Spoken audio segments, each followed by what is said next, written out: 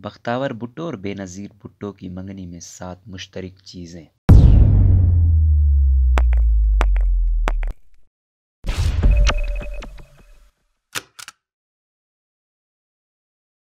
سابق وزیر اعظم بے نظیر بھٹو اور سابق صدر آصف علی زرداری کی صاحبزادی بختاور بھٹو زرداری کی منگنی بلاول ہاؤس میں ہوئی ہے۔ اس سے قبل ان کی اور ان کے والدین کی منگنی میں کچھ مماثلت پر نظر۔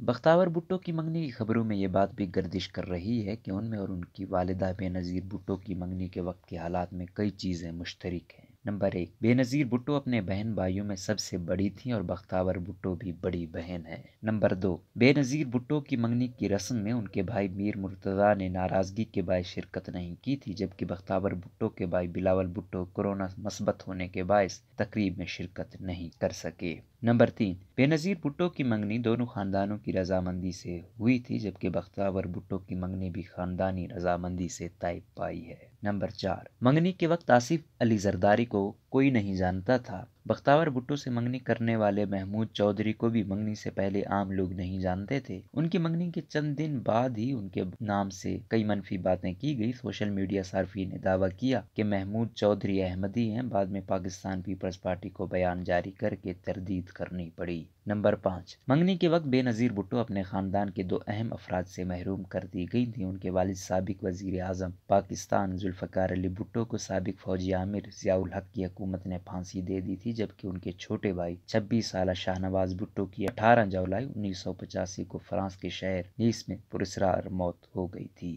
بختاور بھی منگنی کے وقت اپنے خاندان کے 2 اہم افراد کھو چکی ہیں۔ ان کے چچا میر مرتضیٰ بھٹو کو 20 ستمبر 1996 کو کراچی میں ان کی آبائی رہائش گاہ صدر کلفٹن کے باہر 7 ساتھیوں سمیت مبینہ پولیس مقابلے میں ہلاک کر دیا گیا تھا۔ ان کی والدہ بے نظیر بھٹو کو دسمبر 2007 میں راولپنڈی کے لیاقت باغ میں انتخابی ریلی سے خطاب کر کے واپس آتے ہوئے حملے میں ہلاک کر دیا گیا۔